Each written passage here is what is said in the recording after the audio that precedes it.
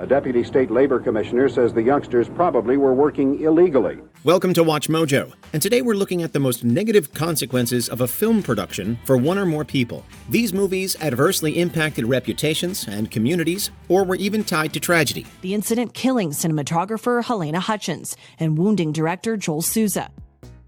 The Passion of the Christ, Jim Caviezel.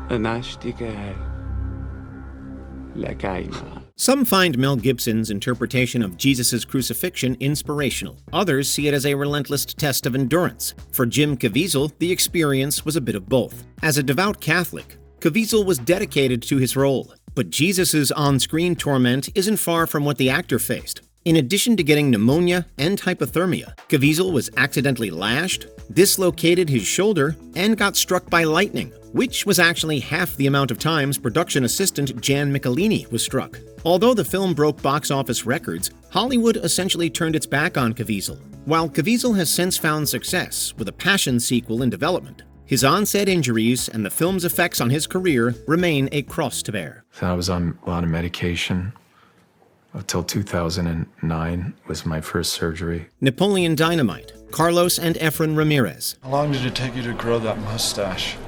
Couple of days. I wish I could grow one.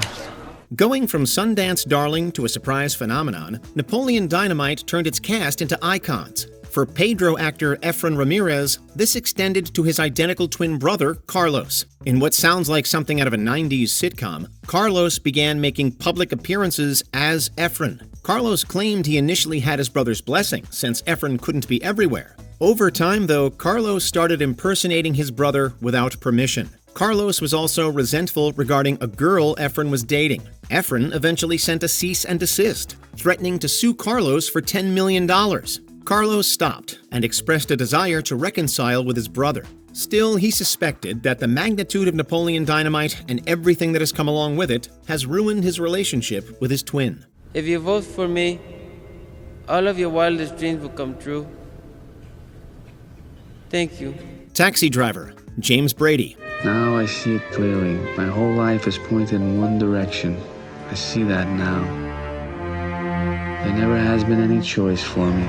This Martin Scorsese classic centers on Travis Bickle, a veteran compelled to assassinate a presidential candidate. While Bickle backs out, the film inspired John Hinckley Jr. to shoot then-President Ronald Reagan. Reagan was only wounded, but Officer Thomas Delahanty, Agent Tim McCarthy, and Press Secretary James Brady were caught in the crossfire. Where McCarthy fully recovered, nerve damage forced Delahanty into early retirement. Brady also survived, but his life changed the most. In addition to requiring a wheelchair, Brady was left with slurred speech, partial paralysis, and short-term memory impairment. Although his career in the White House was over, Brady became a major gun control advocate, leading to the Brady Bill. Brady's life nonetheless ended tragically, with the gunshot wound taking its toll in 2014. James Brady has died, the press secretary to President Reagan, who was wounded during the 1981 assassination attempt on the president.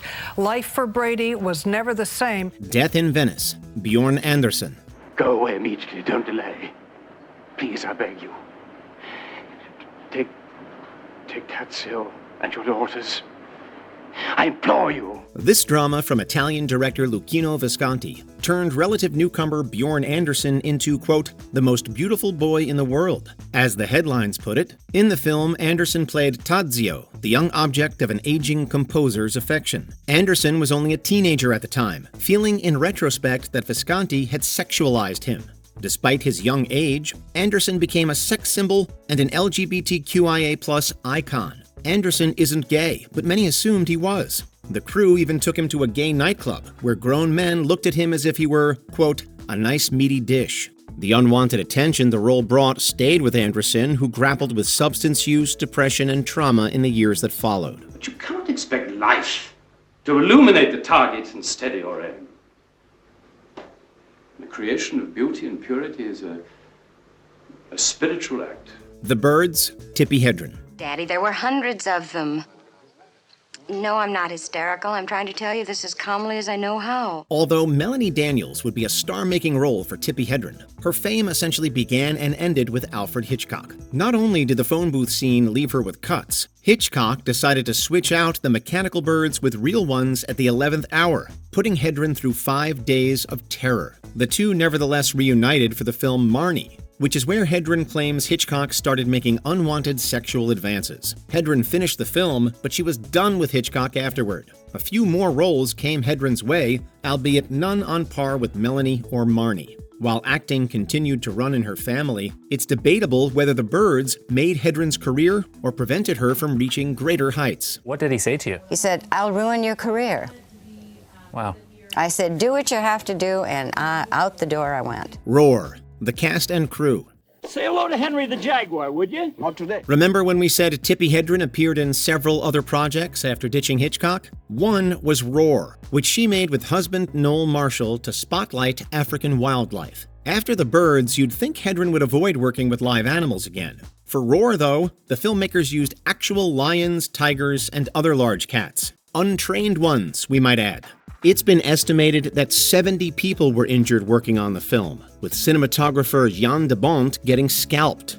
A lion bit Hedren in the neck, and an African elephant fractured her ankle, giving her gangrene. Marshall also got gangrene following multiple life-threatening animal attacks. Even Hedren's daughter Melanie Griffith was mauled, requiring facial surgery. There were no fatalities, but the scars left a lasting impression.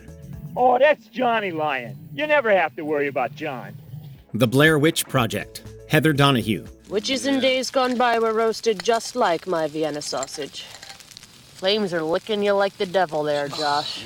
We're still baffled that Heather Donahue won a Razzie for The Blair Witch Project. Her committed performance is one of the reasons so many believed the film was a legitimate documentary. Of course, when the truth came out, some audiences felt deceived, giving the film an infamous reputation. This made it harder for Donahue to find work and even led to her being harassed. Retiring from acting in 2008, Donahue became a medical marijuana grower and writer. She still struggled to separate herself from the film, sharing the same name as her character. For the 2016 Blair Witch sequel, which centers on Heather's brother, Lionsgate made a conscious effort not to mention Donahue's last name. Regardless, Donahue changed her name to Ray Hance in 2020. I see why you like this video camera so much. Do? It's not quite reality. Last Tango in Paris. Maria Schneider. Go get the butter. I have to hurry. I have a cab downstairs waiting. Go get the butter. When Maria Schneider was cast opposite Marlon Brando in this erotic romance, it seemed like a life-changing role. It was, but not for all the reasons Schneider hoped. While the actors were praised for their authentic performances, a particular scene hit too close to reality. Brando and director Bernardo Bertolucci devised an unscripted assault scene that Schneider only learned about right before filming. Brando's on-screen actions might have been staged, but Schneider's tears were real. The experience left her with a mix of anger, humiliation, and regret, feeling as if she had been assaulted. What followed was a spiral involving substance use, depression, and attempts on her own life. Schneider wished she had spoken up on set, but she became a prominent voice for women's rights. Wait a minute. Maybe there's jewels in it. Maybe there's gold. Resident Evil, The Final Chapter. Olivia Jackson. Director Paul W.S. Anderson pushed the action with each of his Resident Evil adaptations. With the sixth and final installment, he pushed too far.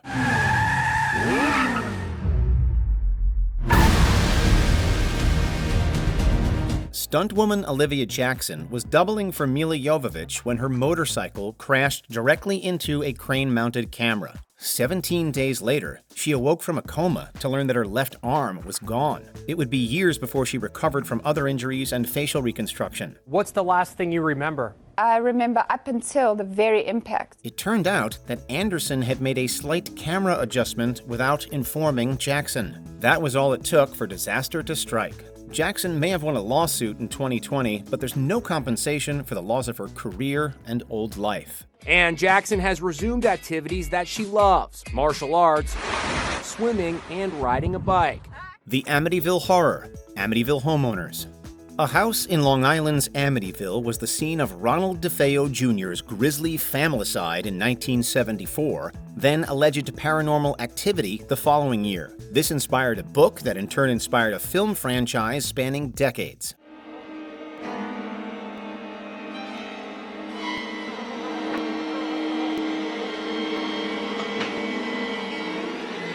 The original house has had so many tourists that it's been passed through a number of owners. But with all of the residents scared off by the true terror of horror enthusiasts, the Lutz family cannot escape their fame over their supposed supernatural trauma. They've also filed multiple lawsuits over defamation and the use of their brand in unrelated Amityville horror sequels. George Lutz dislikes the recent film so much that he is suing its makers, MGM. This is the latest of many legal actions he has taken over the years. Though even the Lutzes debate the facts in their story, they and that house's other residents agree that they've been haunted by this franchise. It's the most documented event of its kind. American Me, Mafiosos. Edward James Olmos took on the Mexican Mafia of Los Angeles with raw honesty. Of course, the Mexican Mafia felt that American Me was too honest, except where it potentially defamed La M.A. legend Rodolfo Cadena. Until now, I would have thought it a sign of weakness to even listen to what you said to me that night. Danny Trejo, who consulted on the production, claims that about 10 colleagues were murdered for their involvement. 4 out here and about, I think, 6 in prison. It's at least confirmed that 3 active or former mafiosos were targeted specifically over a scene depicting male-on-male assault. This mob takes machismo very seriously. Never mind the veil of secrecy and menace that almost tore down. I'm sorry. According to American Me, these lives were already ruined by organized crime. Their being ended over a movie further exposes the madness that almost wanted to scare people away from.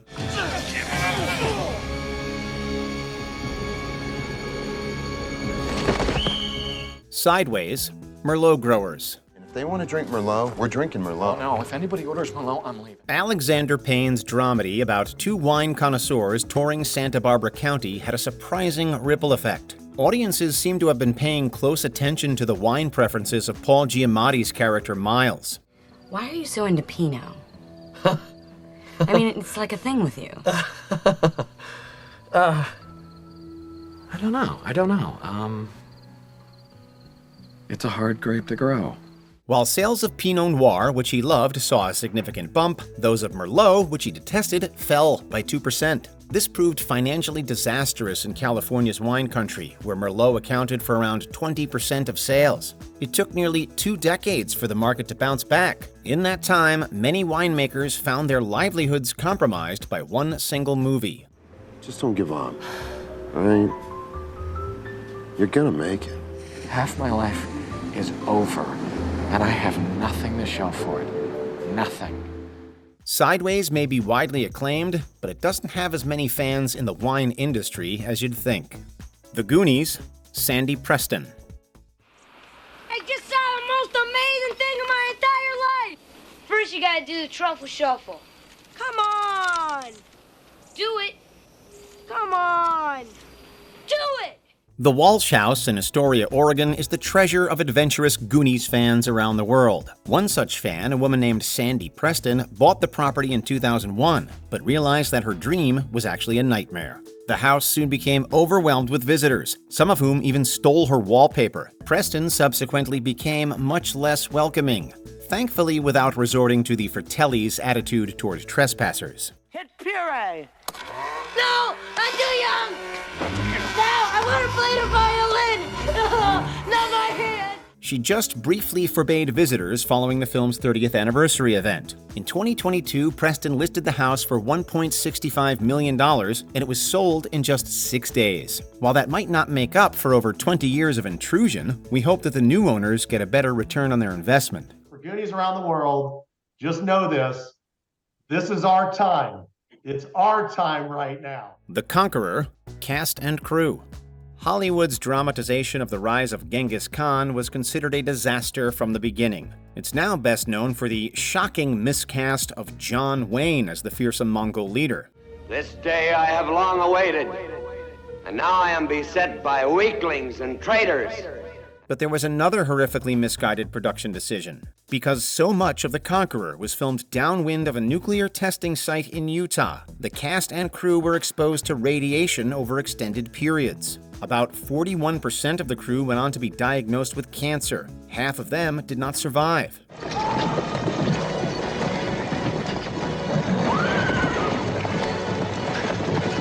They were among the countless so-called downwinders who were contaminated by nuclear fallout from testing sites throughout the western United States. It turns out that The Conqueror is not just a bad movie, but was an actual disaster. Guard yourself well, my brother. What ventures without hazard? Deliverance. The people of Rabun County. Talk about genetic deficiencies. Not pitiful. Who's picking a banjo here?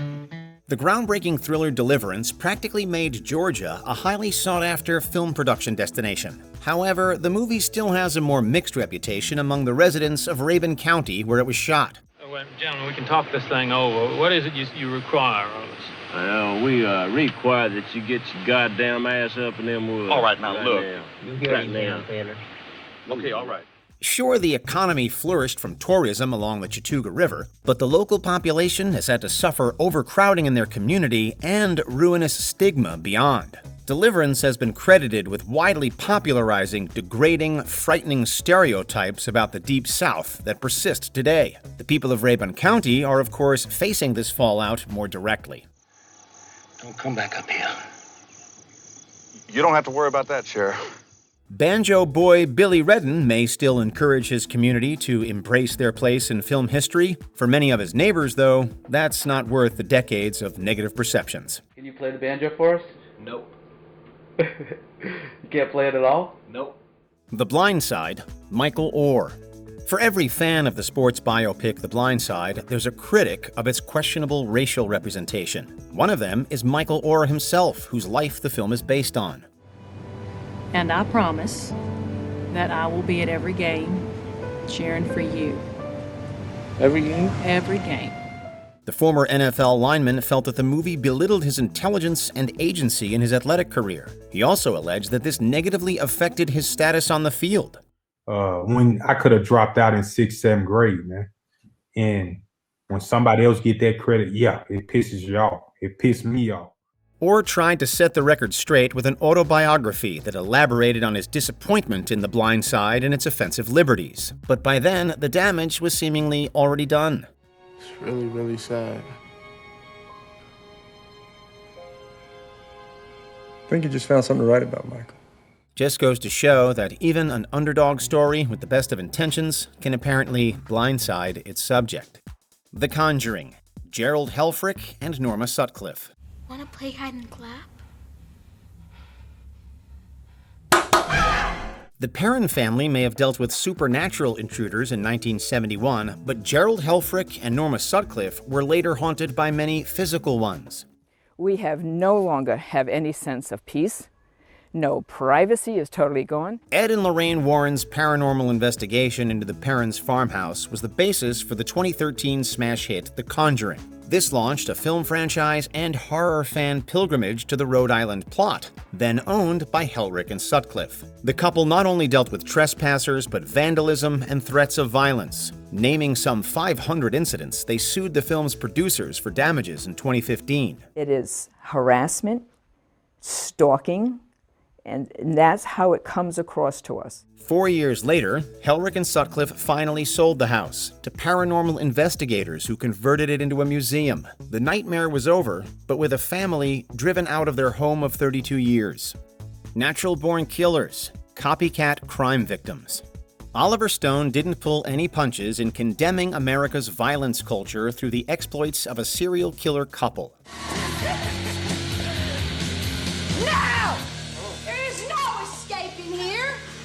Many critics didn't completely get the irony. Tragically, neither did some disturbed individuals. Natural-born killers inspired a number of violent criminal acts and murder sprees by copycats, most of them teenagers. Hey, Jack. Mickey's back. Perhaps the most famous crime was the Columbine High School massacre. Stone and Time Warner were hit with an incitement lawsuit that dragged on for 6 years before being dismissed. There are always much deeper catalysts for copycat criminals than where they get their twisted ideas. Still, while Natural Born Killers has an important message behind its horror, the way in which it was delivered was adapted to cause so much suffering. It's just murder, man. All God's creatures do it. Aaron Brockovich. What can I do for you, Aaron? Well, believe it or not, I'm on the prowl for some water records. You come to the right place. I guess I did. Single mother and paralegal Erin Brockovich saved a lot of lives by exposing groundwater contamination in Hinckley, California. The Julia Roberts-led film about her crusade was a massive success and made Brockovich a celebrity environmental activist. This newfound status, however, came to be a major burden. And I could see that it was affecting my children, my relationship, my friends. I could see jealousy coming up. I could see anger. I could see frustration. I could see people's agendas. Exhausting public pressure and professional obligations frequently tore Brockovich away from her children. She even struggled to find time to support her daughter Elizabeth through struggles with substance use disorder. What happened was it became more important to earn that next paycheck. It became more important, I have to do an interview, than it was to see that I had a kid maybe in trouble. More than 20 years later, Brockovich is still fighting the good fight in the public eye. Her family is also in good health, but as tough as their lives were before they became movie stars, fame apparently didn't bring much fortune. 6. That's how old my other daughter is. 8 is the age of my son. 2 is how many times I've been married and divorced. 16 is the number of dollars I have in my bank account, 850-3943. That's my phone number. And with all the numbers I gave you, I'm guessing 0 is the number of times you're going to call it. The message. B'nai B'rith hostages. Mohammed, when I hunt the desert at night,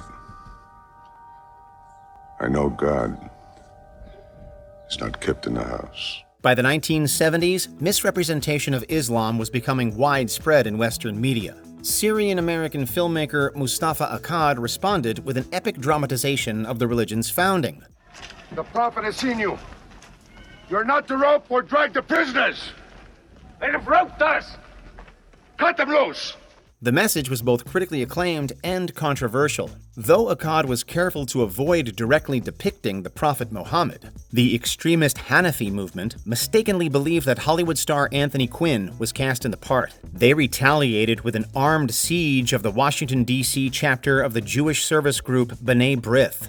This resulted in The Message being temporarily pulled from theaters and failing at the box office. Worse, the hostage crisis ended in the loss of 2 lives and unimaginable trauma. Even today, the horror of it all still causes me feelings of pain and anxiety. Despite Akkad's noble intentions, this tragedy shows the consequences of any movie's message being misconstrued.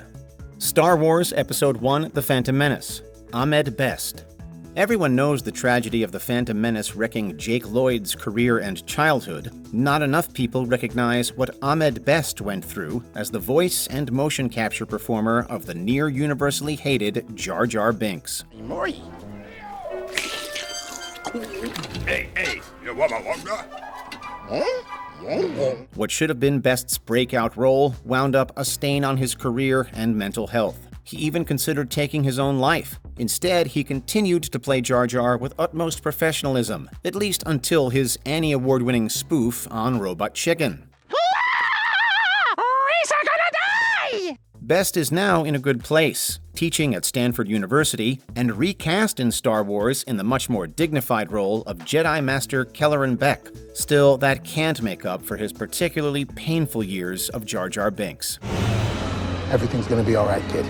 Le Mans, David Piper. This isn't just a 1,000-to-1 shot. This is a professional blood sport. And it can happen to you. And then it can happen to you again. As an avid motorsports enthusiast, Steve McQueen was heavily invested in the production of his 1971 film about the racing tournament 24 Hours of Le Mans. The project was plagued by multiple difficulties and eventually bombed at the box office with polarized reviews. This was by no means its only tragedy. Veteran driver David Piper participated in one of the racing sequences and crashed his signature Porsche 917 in the process. The resulting injuries were so severe that one of his legs had to be partly amputated. When people risk their lives, shouldn't it be for something very important? Well, it better be. Piper would go on to race again years later, but what should have been a small movie part essentially turned out to be a life-changing tragedy. Darling, does it really matter? Yes, it does. But you're going to quit anyway. Yep. But not this way. Dog Day Afternoon, John Wustowich. On the afternoon of August 22, 1972, John Wustowich ruined his own life with a botched bank robbery in Brooklyn. At least he enjoyed celebrity status in prison when the story inspired the classic thriller Dog Day Afternoon. I'm a Catholic and I don't want to hurt anybody, understand? After he did his time, however, that story cost Wustowich professional and financial security. Any hope of leaving behind his old life was gone. Moreover, he claimed that the morally ambiguous Sonny Wustowich was still defamatory. Say what you will about John, but at least he was loyal to his partner in crime. Wustowich died almost 20 years after prison, having been living on welfare and with his mother. It's no secret that crime doesn't pay, but sometimes true crime movies can be even more costly. And I wanted to be a security guard. I said, I'm the guy from Dog Day Afternoon. Nobody's going to rob the dog's bank. Snow White and the Seven Dwarfs, Adriana Casalotti. Children have dreamt of being a Disney princess since the 1930s. The very first one, however, found that it was nothing to wish for. Adriana Casalotti's enchanting voice work as Snow White should have guaranteed her lifelong stardom. But she was not credited in the movie and was forbidden to promote herself. Casalotti sued Disney for a soundtrack stipend, and she was hardly heard from again. The theory is that her voice was too distinctive for her to get other roles.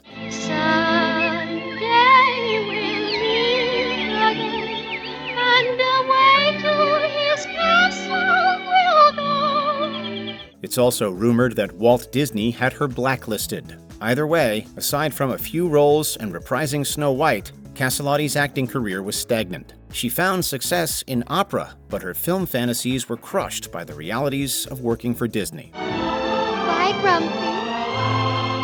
Bye. A Clockwork Orange, Linda Grimm and Linda Wardhill. Stanley Kubrick's examination of psychopathy in modern society is hailed as a masterpiece. But upon its release, A Clockwork Orange was condemned for going too far with its graphic violence. Alleged copycat crimes became so rampant that Kubrick personally had the movie banned from the UK in 1973.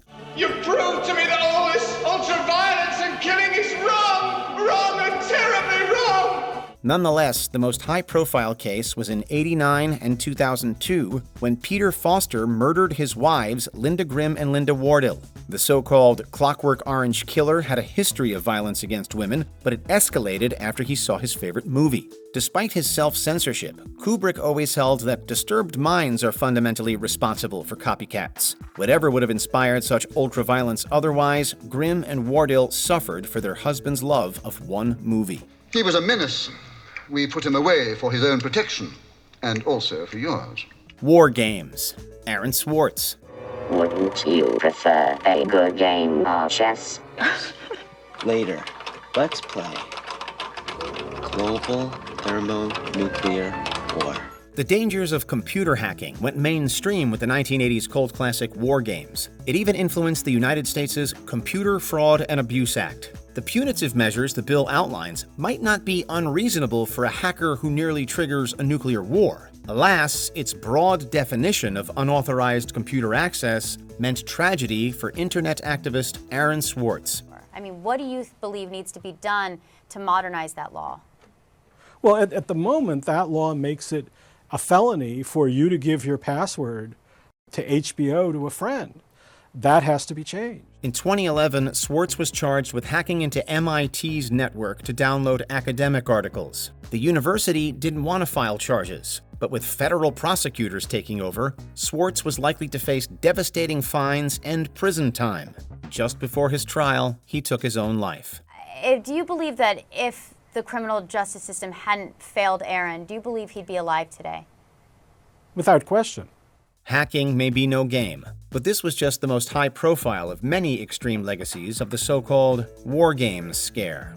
Citizen Kane, William Randolph Hearst, Marion Davies, and Orson Welles.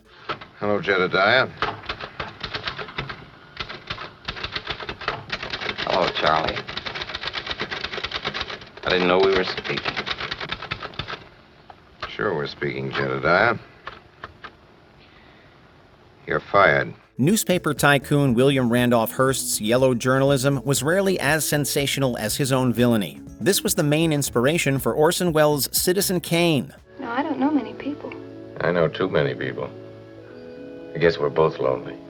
Despite Hearst's efforts to suppress it, the film has become recognized as one of the greatest ever made. Hearst's true character was also popularly immortalized. Of course, his lover, Marion Davies, suffered more as the model for Charles Foster Kane's talentless trophy wife. Herself a renowned entertainer, Davies saw her personal career and legacy permanently tarnished. As for Welles, he was very open about his dramatic, artistic, and financial decline ever since his feud with Hearst. Citizen Kane did indeed show how the mighty truly fall. While Hearst thrived despite his reputation, the innocent Davies and noble Welles fell hardest. You know, Mr. Bernstein, if I hadn't been very rich, I might have been a really great man. The Crow, Brandon Lee.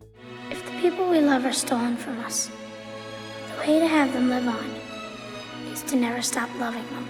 The Crow is about a musician whose life is cut tragically short, but he returns as an immortal symbol. This story hauntingly mirrored reality in ways nobody could have predicted. Lee's performance solidified him as a cinematic icon, but he didn't live to see the ensuing success. As production neared end, the crew still needed to film a scene where Lee's character gets shot. The scene seemingly went as planned until the filmmakers realized Lee wasn't getting up. The prop gun hadn't been properly prepared, amounting to a fatal blast. Actor Michael Massey, who fired the revolver, was traumatized, enduring nightmares over a decade later.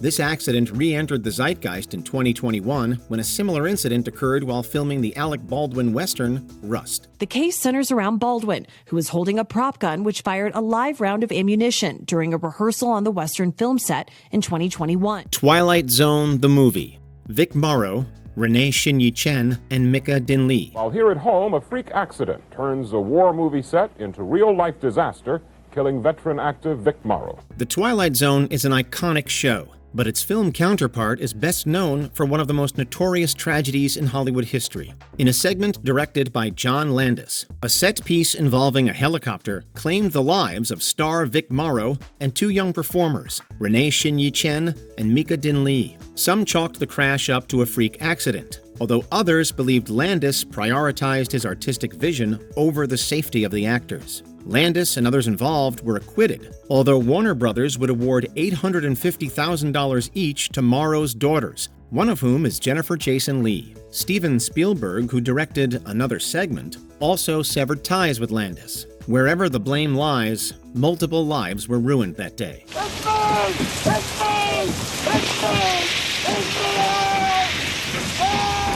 Before we continue, be sure to subscribe to our channel and ring the bell to get notified about our latest videos. You have the option to be notified for occasional videos or all of them. If you're on your phone, make sure you go into Settings and switch on your notifications. The Birth of a Nation. The American People. D.W. Griffith's dramatization of the American Civil War and Reconstruction gave birth to the Hollywood blockbuster, but the Southern aristocrat had a disturbing view of that period.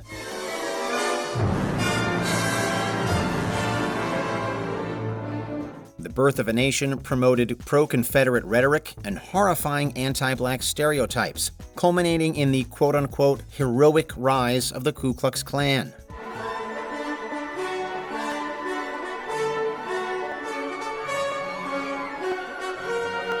This film is not just another offensively outdated classic. It was massively controversial at the time, yet no one fully anticipated its impact. The Birth of a Nation was linked to an escalation in racial hostility and segregation policies, as well as a popular resurgence of the KKK. Griffith may have revealed the technical power of movies, but with his hand in widespread hatred and terrorism, he also showed their political power in the worst way. Can you think of any other movies that ruined lives? Discuss in the comments. It's an invasion of curiosity seekers. Check out these other clips from WatchMojo, and be sure to subscribe and ring the bell to be notified about our latest videos.